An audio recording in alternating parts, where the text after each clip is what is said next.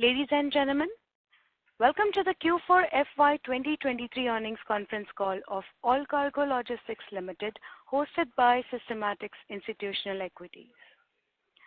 This conference call may contain forward-looking statements about the company, which are based on the beliefs, opinions, and expectations of the company as on the date of this call. These statements do not guarantee the future performance of the company, and it may involve risks and uncertainties that are difficult to predict. As a reminder, all participant lines will be in the listen-only mode, and there will be an opportunity for you to ask questions after the presentation concludes. Should you need assistance during the conference call, please signal an operator by pressing star then 0 on your touchtone phone. Please note that this conference is being recorded. I now hand the conference over to Mr. Sudeep Anand from Systematix Institutional Equities. Thank you, and over to you, sir. Thank you, Michelle, and good afternoon, everyone. On behalf of Systematix, I will welcome you all to Q4 FY23 earnings conference call of Allcargo Logistics Limited. We are pleased to have with us management team represented by Mr. Ravi Jakhar, Group Chief Strategy Officer, and Mr. Deepal Shah, Deputy Group CFO. We'll have opening remarks from the management followed by a question and answer session. Thank you, and over to you, Ravi sir. Thank you very much.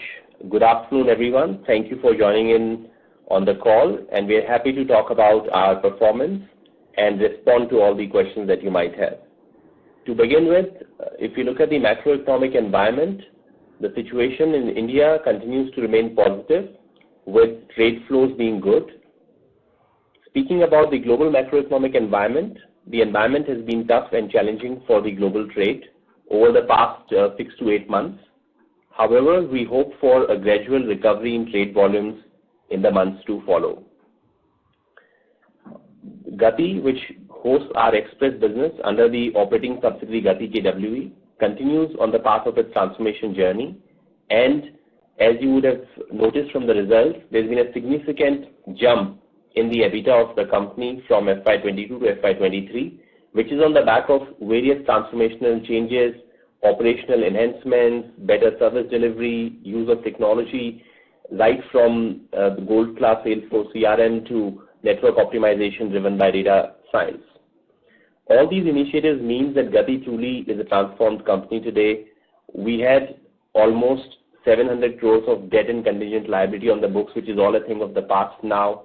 And post this acquisition, for the long time we have been talking about group's philosophy to bring down the net debt number. Today, we stand on the other side with over 600 crores as net cash at Allcargo Logistics Limited. That is a very heartening thing, because in a financially challenging environment with a lot of volatility, it is always good to conserve cash and be in this position. So we're in a great position of strength from a financial standpoint, and my colleague Deepal will talk more about that in his remarks as he runs past the business. Speaking on the business side, while the macroeconomic environment has been challenging, the company has been able to exhibit robust business performance in the international supply chain business.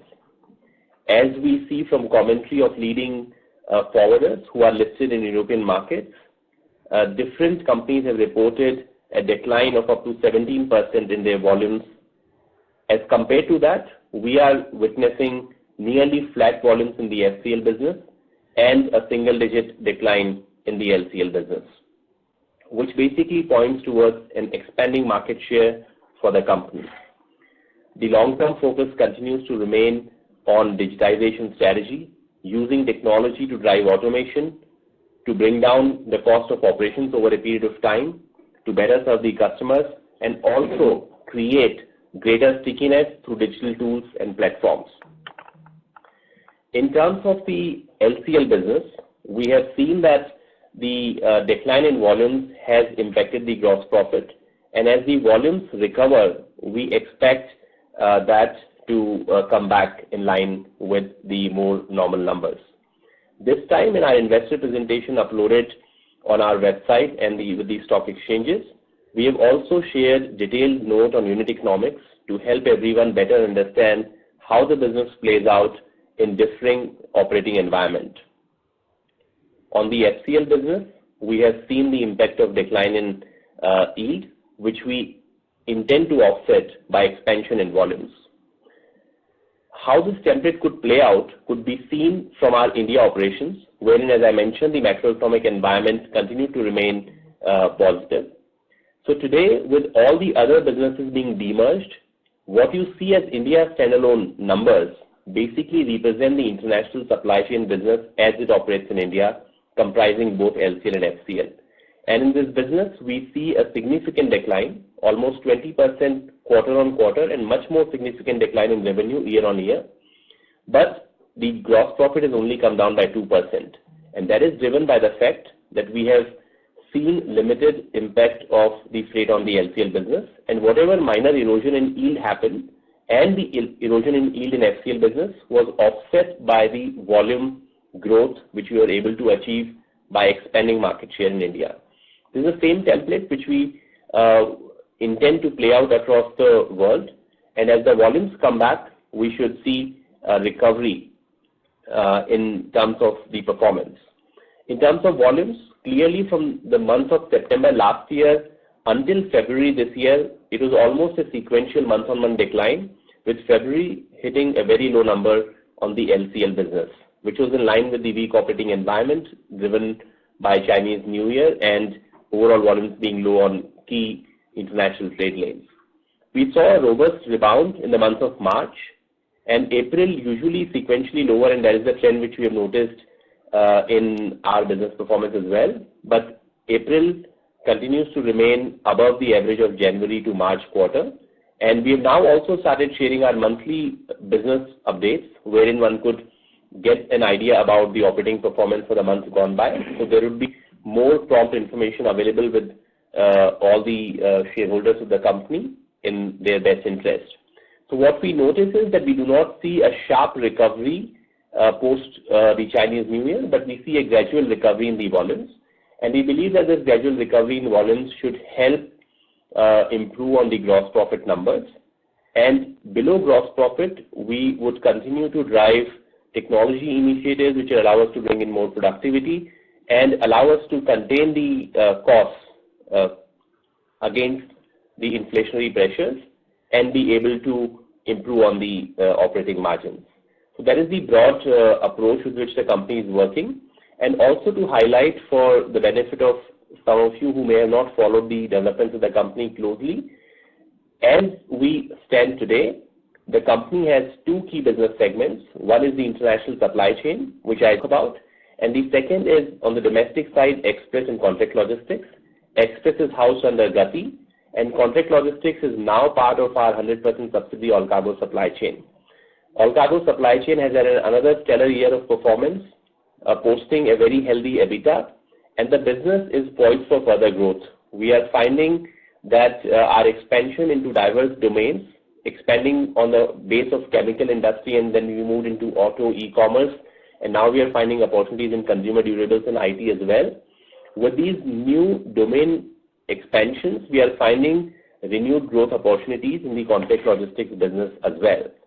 So on the back of that, all the businesses under Allcargo supply chain and Gati would continue to perform well. And the other businesses are already demerged, and the companies are in the process of getting listed. We estimate it could be anywhere from 4 to 5 weeks, as we have already applied with the authorities, and now it is under their purview. And we estimate it within the next 4 to 5 weeks, the two new companies, Allcargo Terminals Limited and Trans-India Real Estate Limited, should get listed, and all the shareholders holding shares of Allcargo before the record date would naturally get the shares of those two companies as well. So this is largely about the demerger update. And on the operating performance, while I provided the view on the macroeconomic environment, what is most important is that two things which are working well for us. One, we have been able to perform very well in the operating environment, constantly expanding market share on a global basis. And the second part, from a future point of view, we believe technology interventions would play a significant role in establishing greater market leadership. And on that front, we continue to do well. And if you would notice the progress in our digital platform EQ360, now we have started making inroads in the trade finance part as well, which was the only red box left in our earlier presentation. So as you would see now, compared to the world's best digital platforms, we are right at par and ahead on many counts with progress on all frontiers. So on that note, I invite my colleague Deepal to talk about the financial performance for the year in more detail. Thank you. Over to you, Deepal. Yeah, thank you, Ravi.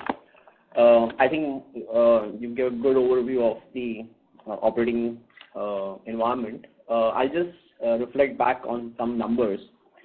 So first, like Ravi mentioned, we are a net cash positive company, and with the last 2 years and 3 years of performance, we are at net cash at 31st of March at around 604 crores. We'll also highlight, which Ravi also mentioned, is that we've already acquired the contract logistics business, and now it forms part of our 100% subsidiary. Though those numbers are not there in the financial reporting this time, but from quarter Q1 FY23 onwards, these will form part of the overall numbers. Understanding the impact, we've already carried them in the investor presentation for you to understand the impact on the numbers. While walking through the performance for FY23, also would like to give a heads up that we have provided continuing and discontinuing operations for the March 22 P&L numbers, where items which, of course, this is demerged, so the continuing operation reflects what is known as the MTO business and the Gati business that is there, and the discontinuing is the businesses which have went out. So on the P&L side, if we were to add both the table in the notes for the discontinuing and the continuing, would add up to the March 22 numbers, and that's a comparative for the continuing operations that you have get to see on the P&L side.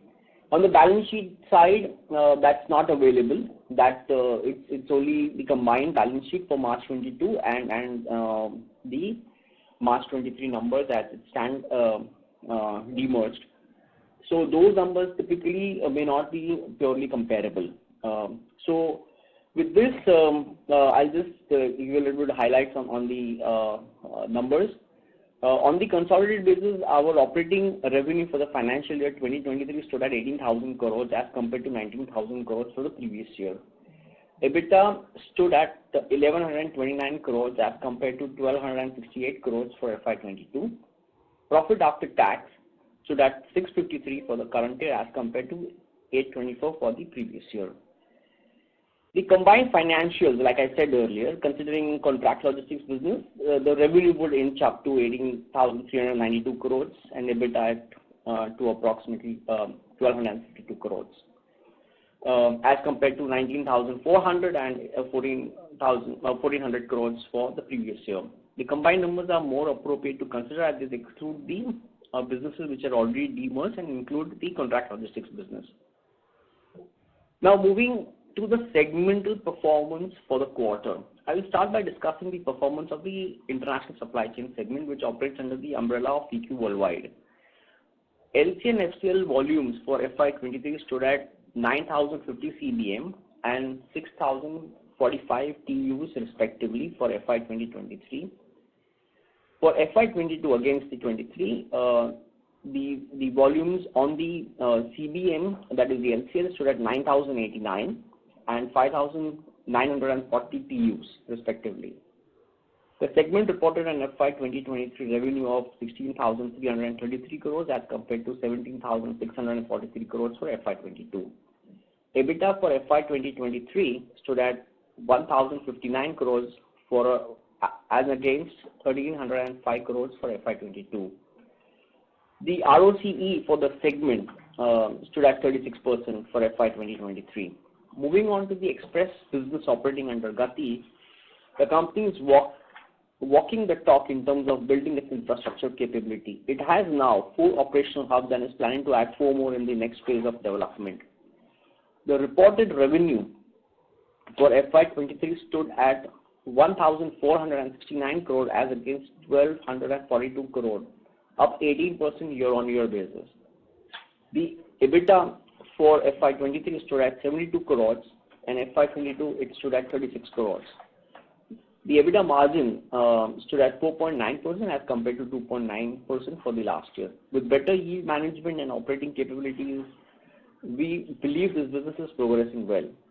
The contract logistics revenue FY23 stood at 341 crores as compared to 344 crores for the previous year. EBITDA at 121 as compared to 136.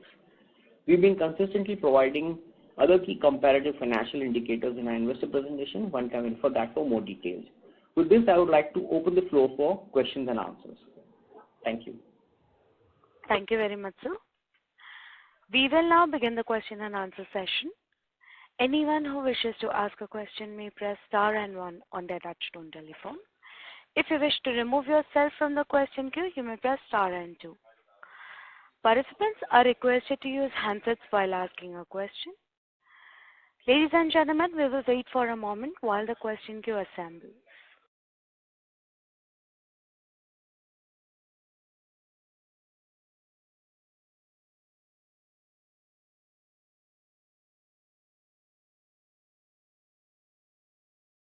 The first question is from the line of Mayur Liman from Profit Mart Securities. Please go ahead. Thank you for the opportunity.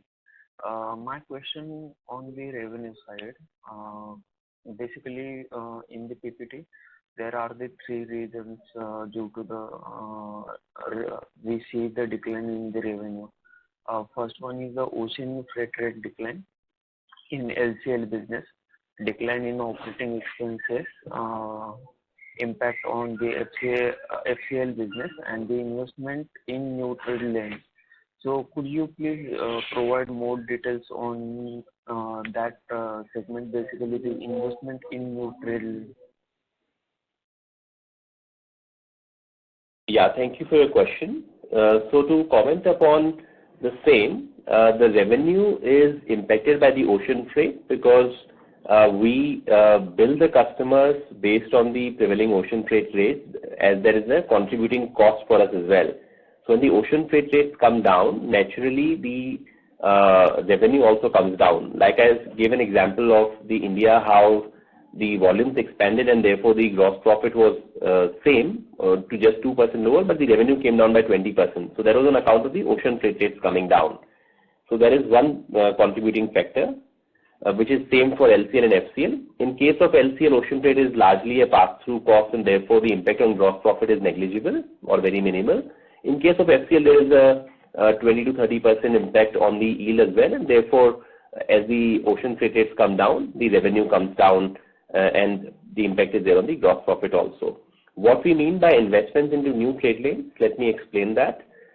We operate about close to 2,500 trade lanes globally, and we keep on launching new trade lanes. So this could be basically a direct service, say from Barcelona to Cartagena in Colombia, and earlier we might be operating it as a transshipment service through a hub. Now as we launch these new services, it is always the classical chicken and egg situation, wherein we do not have full volume. So the containers on these new trade lanes typically would not go fully utilized. And as an outcome of that, initially, some of these trade lanes contribute to marginal losses.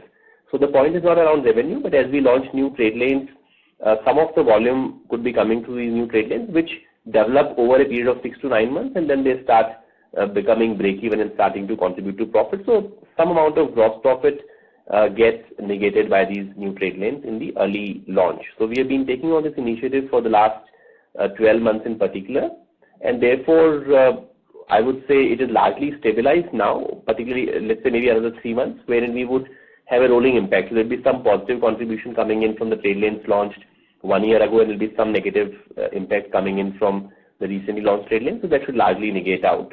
But there could be brief periods where there could be marginal impact on the gross profit, not on the revenue. The key point on the revenue impact is largely on account of ocean freight impacting both FCL and the LCL business. Thank you. That is very clear answer, and thank you for the answer. And when we see the improvement in the demand, sir? So on the improvement in demand, like I said, based on the commentary that we read from various economists and the various research reports on the world trade outlook, that's what we also depend on from a 3 to 6 month horizon point of view. From a more closer 30 to 45 day, we also get feedback from our ground team. So on a 30 to 40 day, I could say that potentially we should see higher volumes in May as compared to April, as the operating demand looks stronger than it was in April. But from a 3 to 6 month perspective, we are not seeing any sharp recovery, but everybody is estimating that as the festive season shopping kicks in, inventories will be planned in advance of that, and therefore from July onwards there should be a sustained, gradual, not a very steep increase in the volumes. That is our estimate based on the ground information, that May should be higher than April, and we expect, but cannot be certain based on the macroeconomic sectors, for the volumes to show a sustained pickup from July onwards. Okay, sir. Thank you so much for the very clear answer. That's all from my side. Thank you. The next question is from the line of Kapil Malhotra from Tata Mutual Fund. Please go ahead. Hi, Ravi and team. This is Kapil. So, the question I wanted to know, what is the situation of the freight rates right now? I did go through the investor presentation, but say April and May, what is the current situation? One, is there a possibility of the freight rates, falling further? This is my first question. And the second question is, of course, I do understand you can't foresee, the demand for a very long period given the macro challenges, etc. But, say on 6 month basis, for 6 months of this fiscal year, what is the volume growth or degrowth you expect? Yeah, thanks, Kapil.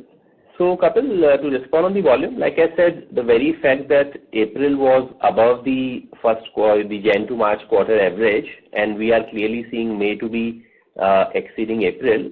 On the back of that, I can clearly see that April to June quarter should be better than Jan to March quarter.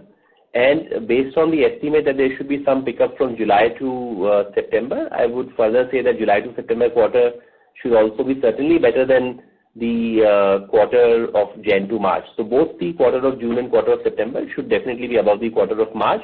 Between the two, relatively, whether they would see sequential increase is a more estimation that we expect, but if the volume pickup happens sooner, then there could be a flattish trend as well. But both quarters should, based on our estimates, be above the March quarter. That is something which we can say based on our experience. And on the ocean freight rates, we see some minor signs of little increase on some trade lanes, but we don't see that as a sustained trend. Freight rates have already hit a bottom, and if you observe some of the shipping lines which have been reporting their P&L as well, there have been some large shipping lines which have reported losses, so which clearly shows that they've already gone to some extent below the threshold level, and as the volume recovery kicks in, perhaps it will work out for everyone. But we don't see the freight rates to rise back again to the previous levels. We don't also expect them to, fall further. So we expect them to remain at the more or less current levels in the near term as well as mid term. I would say that's our call. Right, and assuming that the freight rates remain more or less similar, any broad ballpark number you can give on the EBIT or EBITDA per TEU will be making going forward? Because why I would ask that is because obviously there has been a big variation from what we made last year to what we made this quarter, Q4 I mean. So just want to gauge what can be a fair assumption. Yeah, so Kapil, while we stay away from specific guidance, but like I said, I can repeat some of the comments which should help in forming an opinion. As I mentioned that we have seen that yields have now got normalized in the FCL business, and they obviously are better than the pre-COVID numbers because a lot of work has gone behind in the transformational journey over the last 3 years. So considering the freight rates are now already been at a low level, one could estimate, particularly if you take this quarter and the next quarter, I would say this would be 2 quarters of the bottom freight, and you could estimate the yields to then remain at these levels. with a volume expansion. There could be some short-term, strategies of, being more aggressive on the pricing, but that will balance out. You'll either see volume growth being more, or you would see the volume growth being normal and, some yield being held back. So I would say the current levels on profitability should largely be, staying more or less around the same numbers in range bound, and the growth of the company should happen more on account of volume recovery, and we are committed to continue to contain the cost side as well by use of, technology and better processes, etc. So those things should, create a positive impact on the performance, but it is difficult to provide a specific guidance on the same. Sure, I understand. But yeah, it's obviously encouraging to know that, if we are able to sustain the current profitability also, because obviously pre-COVID, the profitability was much less. And, since obviously you guys have made a lot of efforts and, made a lot of structural initiatives to improve the cost structure, etc. So yeah, I think that's it from me for now. Yeah, Kapil, I think, you're right. A lot of things have changed since pre-COVID. If I go back to 2018, 2019, those are the times when people were planning trade lanes on, Excel sheets. And today you have, data science helping in network optimization. Those are the days when container utilization was planned in the warehouses. Today you have global dashboards where, all trade lanes are being monitored. So there's a significant use of technology to drive utilization, to drive trade lanes, to manage operations. A lot of automation has gone behind. There have been structured programs which we have run with McKinsey as a core partner on sales acceleration and organizational transformations. So there has been a lot of development, even in our own scale itself. Pre-COVID 2018, also we were doing about 300,000 TUs in FCL. Today we are doing 600,000 TUs. So with double the volume, naturally our negotiation rates, powers have increased. We are now doing much more business on the longer trade lanes. Our door-to-door business percentage has been consistently going up, which means that on the same container we can potentially provide more services and make more profit. The EQ360 platform pre-COVID was a single-digit number. Today, 66% of our bookings are being done digitally. So I think it's a very different organization what it used to be pre-COVID as the international supply chain business itself, and where we stand today at the forefront of digitization of international logistics. So yeah, I think, what one could look at is, over this quarter and the next quarter, these freight rates, I don't see them going up or going down. So in a range-bound freight environment, it should be very simple for everyone to, understand the profitability and follow the volume expansion and the other initiatives around the cost. So yeah, thank you. Thank you, Ravi. Thank you. The next question is from the line of Nirav Savai from Abacus AMC. Please go ahead. Hi, Ravi. My question is regarding this one-off operational cost of about 68 crores. So can you just elaborate more on this other one-off cost of about 25 crores which will happen in the quarter, and as per the presentation you say it's not going to happen in the next quarter? Yeah. So, in any quarter we would typically have some one-off costs which could be, usually that is in the order of, 4 to 5 crores, which we do not report. In this quarter also we have not reported various smaller one-off costs which are routine and, might happen sometime in one country, sometime in the other country. What we have highlighted are a few big amounts which are unique to the previous quarter and this quarter. These are driven by, some of them are one-off management costs towards the project or towards a specific year, which are not repetitive in nature or linked with certain transactions, etc. The cost. Second is, if you look at the acquisition we did in Germany, it was a competitor that we acquired which was naturally working with competing network partners. And in doing so, there is a loss of volume which was expected and which was, to bring down the company's operating performance. However, as we bring the two operations together, so we move into a common warehouse this month, and then the co-loading starts. So which is when the, the cost synergies kick in and the company comes into a break-even and then starts expanding on the profit. But during these 3 months, because 1st January is the effective date for that acquisition, we have lost money in Germany, which is what we have highlighted, which is a small component. And then a significant amount is coming from the provision for doubtful debts, which have been written off in US. We had a peculiar situation there wherein there were certain COVID period invoices and there were some systemic challenges. And as per the policy in US, those older debts were to be provided for in this quarter, which have been done now. So these were, some one-off exceptional items pertaining to special situations, which we have not seen. So if you look at the last 10, 12 quarters, we find that the exceptional one-off costs have been range bound, like I said, to the degree of 4 or 5 crores. And as we speak, we are already in the month of June, so we've already seen April and May gone by. And we are also very clearly aware of, the situation in Germany and other things. So we believe that the one-off costs going forward should not be very significant. But since this quarter it was significant, we decided to highlight that. I hope that explains. Provision for doubtful debt. So is there any criteria that once that reaches a certain threshold in terms of receivables, and if we don't get them, then we make a provision for that?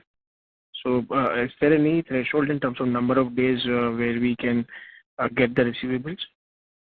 Yes, so anything above 365 days, is what we provide. And it's also market-wise. In some markets it's 365, some markets we are making at 180 days. Okay, so this is largely US. Yes, it's only US. That's only one single. That's a very specific instance of one single country, wherein there was some COVID period invoicing. There was a write-off on that, since we had some systemic challenges there, and we were trying to follow. Some of these invoices have been recovered as well, but from an accounting standard that we follow, we have a provision to be made after 365 days, which was judiciously made. There could be some write-backs from there, but that is something which is difficult because these are all old since they are more than 365 days over. So we have provided for them in the book. Yeah. So as and when we collect, we'll come back to the P&L if we collect. Yeah. Sorry, I didn't get the last thing you said. So we were just explaining that these are provisions, and should some amounts come back, there can be some write-backs potentially. Like I said, these are old because in US you follow a policy of 365 plus days, and usually very minimal amounts go in that category. It was only an exceptional situation wherein we had some systemic challenges in US during the COVID period with some system changes and people operating from home, and there was a specific situation in that country which caused this provision which hit the books in this quarter, but it pertains to, as I mentioned, 365 plus days, which means more than a year old. We do not have any such provisions which are, looking like in any other country. This is a special situation, and which is why it was a truly one-off item, and that's why we chose to highlight that. Right. Secondly, about this FCL revenues, in the presentation I see it's about 30% is what the contribution to the MTO business. So is it for 23 last quarter, or how do we read this FCL contribution? So this is not the revenue, but the gross profit contribution which we have been stating. We don't provide an exact split, but 70-30 is the broad gross profit split. It might be 1% here or there, whether it's for the quarter or the year gone by. The contribution is 30% to the gross margin or the gross profit from the FCL part. Yes, you can look at it, the continuing most recent current performance. You can say it is 30-70, 30% gross profit coming from FCL, 70% gross profit coming from LCL, plus minus 1-2%. Okay, so that's where the larger decline has come from in the FCL business.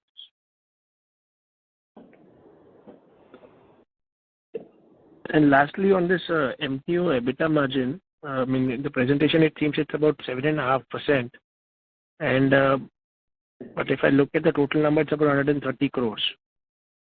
So this is adjusted with all typos. So if you look at the, we've already uploaded the revised presentation on the website. Sorry, it's called typo, but the numbers are provided, and you can do the math. The number is 4.4%.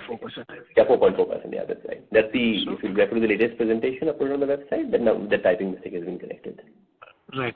And in this EBITDA per TEU, any guidance which you would like to provide, because now there has been a weak decline sequentially, and if I heard it right, you said this is something which is sustainable, or there is a room for improvement when we look at for next 2 quarters? Like I responded earlier, unfortunately, we do not provide the guidance on that, but we see volumes seeing recovery, and that should help improve gross profits, and on the cost side, we'll continue to contain the cost. So those are the 2 things which I can mention. Right. And of last, course, yes, sorry. One-offs. Okay. And lastly, on this trade lanes which you all have added this quarter, so that also impacts margins. I mean, if when a new trade lane starts, so if you can throw some light on this part as well. Yeah, not very significantly, but just one contributing factor, but it's not very significant. Right. Got it. All right. That's it from my side. Thank you. Thank you. Thank you. The next question is from the line of Vikram from Phillip Capital. Please go ahead. Yeah, good afternoon, sir. Just to continue with the same question to make it more clear. This one-off of around 67 crore, we got clarity about the provisioning, which is largely USA, but this 24 or 25 crore, is it largely related to, again, supply chain business, or is the, just to rework the number on profitability side of MQ? Yeah, those one-off costs are also pertaining to the international supply chain business only. And those would also not be there in the coming quarters. Like I said, there will already be some one-offs, but we have not stated that with us to the degree of 4 or 5 crores, which is there every quarter. These were specific items pertaining to a specific event or a specific situation, which is not in the normal course of business, and which is why we reported them. Okay, and there are charts on page 19 of presentation about yield. Charts all LCL, if you look at utilization index and all that. So they are for Allcargo, our operations, or like an indicative for the industry as a whole? So these are very, very specific to our operations. So basically, let me take this opportunity to explain the unit economics, and I would recommend that you go through the presentation wherein we have captured it in high detail. So as I mentioned, we have FCL business and the LCL business. Now, the first part is, of course, how much volume do we do? In the FCL business and LCL business, in both cases, naturally, it's a factor of macroeconomic environment and how we are able to perform related to that by expanding our market share. Now, on these volumes, how much profit, which is yield, which is basically gross profit divided by the per unit volume. In FCL business, there are 2 or 3 key things which drive that. One, of course, is the ocean freight. So when the ocean freights were higher, we were making up to much higher, and now when the ocean freights have crashed, we're making about 25-30% lower yield. It is also driven by trade lane mix. So intra-Asian trade, if we are growing, say, in trade from China to Indonesia, Malaysia, those are naturally shorter trade lanes and we make lesser profit. And then third part is our procurement capability. Like I was mentioning earlier, we have doubled the volume in the last 4 or 5 years, which has allowed us to be much more competent in negotiations with the vendors. So these are the 3 factors which drive the profitability in FCL. In the LCL business, because it is, it is like, it is more of a service business, wherein it's more about utilization. It's not a plain container business. So here, the biggest drivers are container utilization, because our cost is fixed for carrying a container. How much cargo can we carry inside that defines our revenue. That is a big contributor. How much containers are 40 feet, because cost for 40 feet are lower on a per cubic meter basis. So how much 40 feet containers do we carry? How much containers are moving directly versus how many are moving transshipmentally? Because customer obviously pays from origin to destination. They don't care whether we transship or not. And then value addition. The same cubic meter of cargo, if it is going from Nhava Sheva port in Mumbai to Los Angeles port, it will make lesser money. But if it is going from Nagpur to somewhere in the hinterland in US, we'll make more money because we have the first and the last mile added. So these are all the factors, and it would also have some marginal impact there. So these are the factors which divide the LCL profitability, and a combination of volume and yield is what defines the gross profit. And under the gross profit, there are obviously inflation and the business as usual hirings. But what we are able to do is we are able to bring down the cost through automation. At the same time, there could be some investments in tech and in some new trade lanes there could be, which are not very significant. The biggest impact in the SG&A cost would be inflationary on the increase and our own automations, etc., in the decrease side. So this is a guidance of how the EBITDA plays out, and what you see in the charts, these are the relative performance. So basically, in the month of April 22, if you are making about 101, profit on a per cubic meter basis, in March 23, you're making about 99. So as you can see, the LCL yield is largely constant, even though the ocean freight has come down significantly during these 12 months, and which is the point which we've been mentioning for quite some time, that the LCL yields are less dependent on the ocean freight. The container utilization index is more an indication of how effectively we've been able to utilize our containers. That has naturally gone down in a low volume environment from 100 to 94.3. And likewise, the 40-foot container usage has also gone down from a scale of 100 to about 88.6. So these are not exact numbers, but these give the relative indication of how the yields are going, how the container utilization is going, and how the 40-foot is going. And likewise, in the FCL, we've also given the impact of yield. But as you would see, ocean freight has come down from 100 to 23, while the yield has come down from 100 to 70. So at a much lower, almost 80% lower ocean freight, we are already at the bottom. And as you can see, the last 3-4 months have been almost consistently at this number, while the yields have also fallen and now stabilized. So this kind of also gives you a good picture on how the yields should look like in the operating freight environment. These are detailed performance parameters about the company's business, which we have worked out to ensure that we have most information that can be shared with our shareholders. Yeah, I hope that explains. Thank you. Thank you for that explanation. It was very helpful, sir.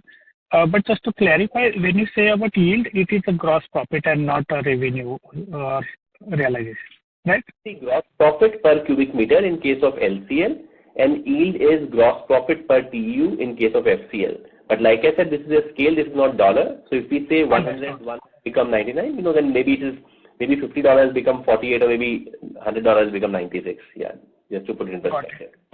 Yeah. And this container utilization, when it was the peak at 100 as an index, was it in absolute terms close to say 26 cubic meter or something? Is that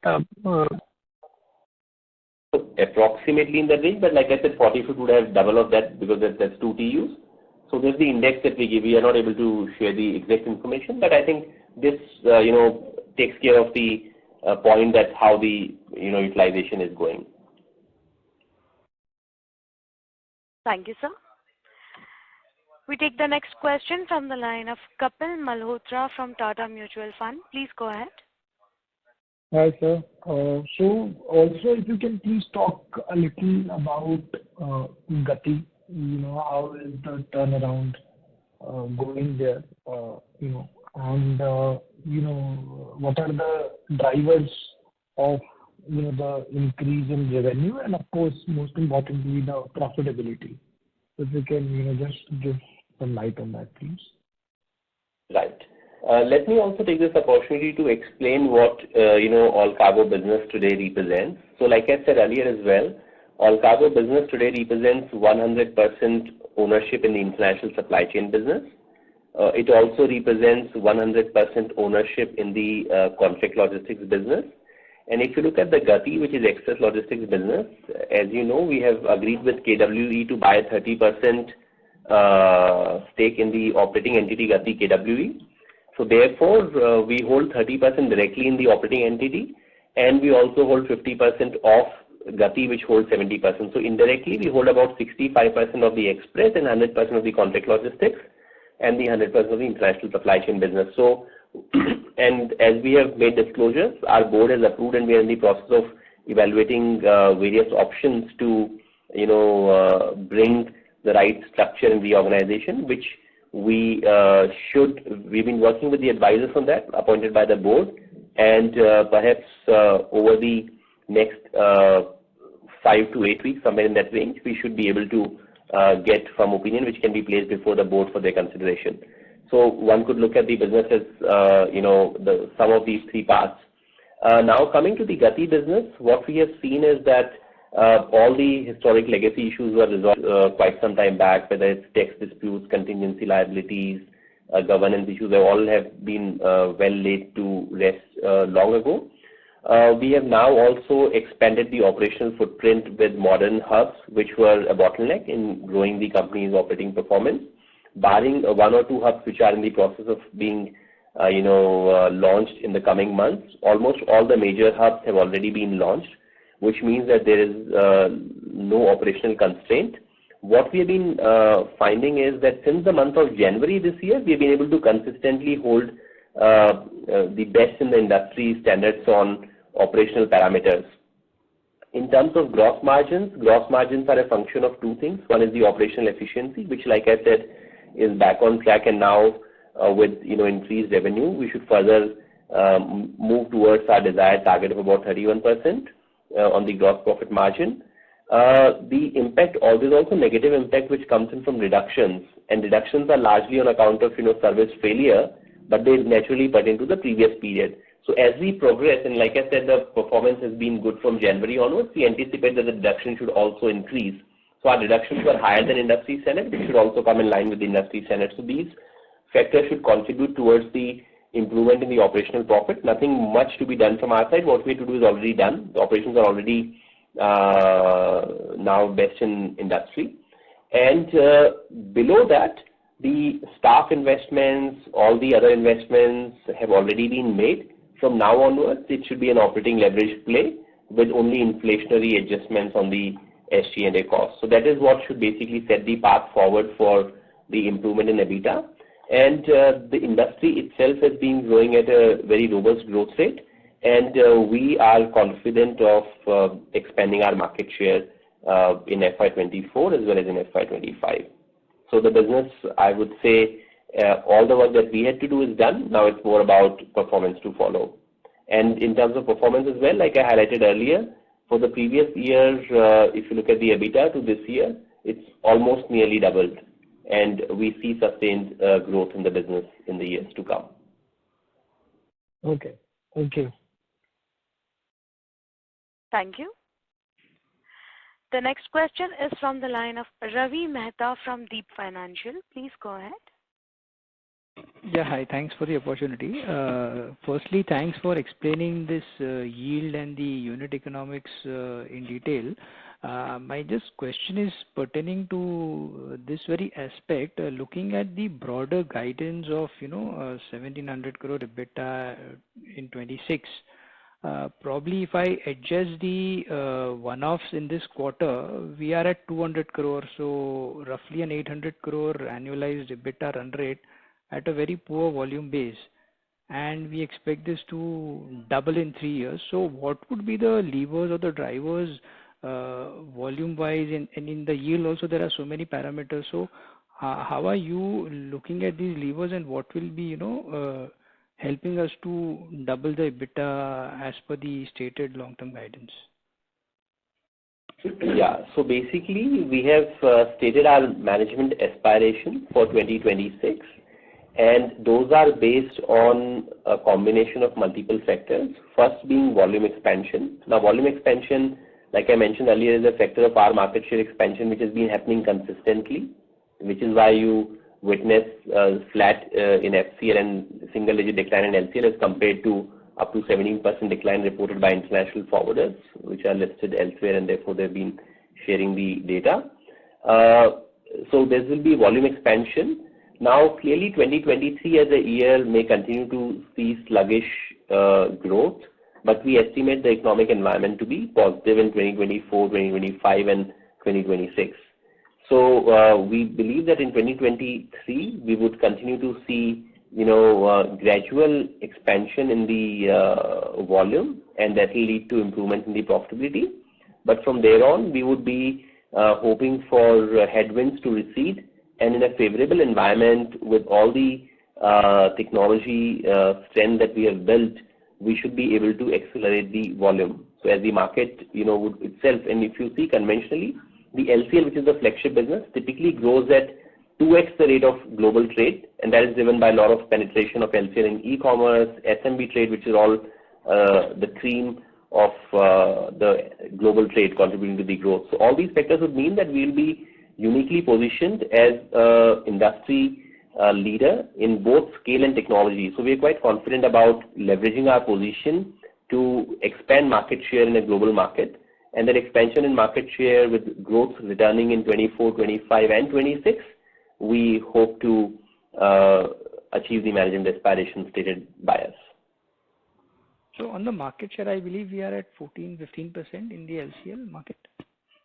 Yes, that is right. We are at near 15% market share in the market that we operate in.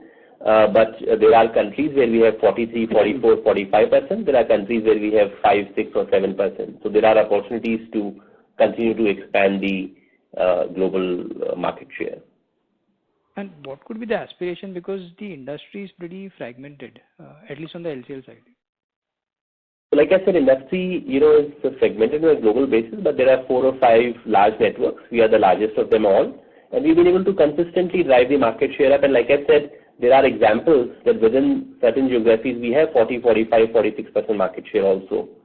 So there is no structural limit per se. And with the increased use of technology, it becomes relatively difficult for disjointed smaller operators operating in network which is not consistent, and therefore we believe that larger players operating on a unified operating system with a commonly owned network should do better, and we are right at the forefront on that. Sure. And couple of follow-ups this was more on the volume side. So the other levers that you discussed in the unit economics part, so you expect this 40 feet usage, your container utilization index, all what has been dropped in last 1 year as per the charts that you showed. So are you expecting these all to move back to that level, or you are factoring even further improvement when you are, aiming for that aspiration of doubling? So just wanted to get some sense of what all things probably we should build in our working. Yeah, in a short term, in a short term environment, which is next 3 to 6 months, markets are not likely to be very bullish, which means that you would not have, excessive cargo loads, and therefore the utilization levels may remain range bound. We would see, the indices being flat for a brief period of time, and then we should estimate some upward tick as the growth returns to market. That's what our broad estimate would be. So as things improve in 24 and 25, you should be back to that 100 starting point what you are showcasing as per the presentation. We cannot say exact specific guidance, but we would expect a positive upward tick in 24 and 25 as the markets recover and come back to normal growth trajectory. And using technology, is there room to further improve? Meaning, whatever insights you must be getting by using technology of lately. So whatever starting point that you are showcasing, as per your assessment, is there more room to even outdo that? Maybe 3 years, 4 years out. I'm not asking near term, but on the container EV side, we already now, like I was mentioning earlier, the ways of operating have already changed. So all the transformation is already behind us now, and which is why you see the performance to be significantly different from pre-COVID era. So all of that has already been largely achieved. Where we see technology continuing to play further role would be in terms of automation. Like we had many unanswered emails which were coming from quotations, it was not manually possible. Today you have OpenAI tools like ChatGPT which we have integrated to create automatic responses to those quotations and linking them to our EQ360 system. So some of those technology interventions would continue to play out, which should allow us to contain our operating cost and thereby improve the performance of the company. Sure. That's helpful. Thank you. All the best. Thank you. Thank you. Ladies and gentlemen, due to time constraint, we take that as the last question. I would now like to hand the conference over to the management for closing comments. Over to you, sir. Yeah, thank you all for joining in, and I hope we were able to provide you with further information. Should you have any further suggestions or questions, please feel free to reach out to our investor relations team, and we would respond to your questions. And what we also try to endeavor to do is that based on the feedback that we receive, we try to incorporate more and more additional information in our presentations, and you will continue to see that in the monthly business updates as well, which have already been released for the month of April, and you would see for the subsequent months as well. Thank you so much. Thank you. Thank you, sir. On behalf of Systematics Institutional Equities, that concludes this conference. Thank you for joining us, and you may now disconnect your lines. Thank you.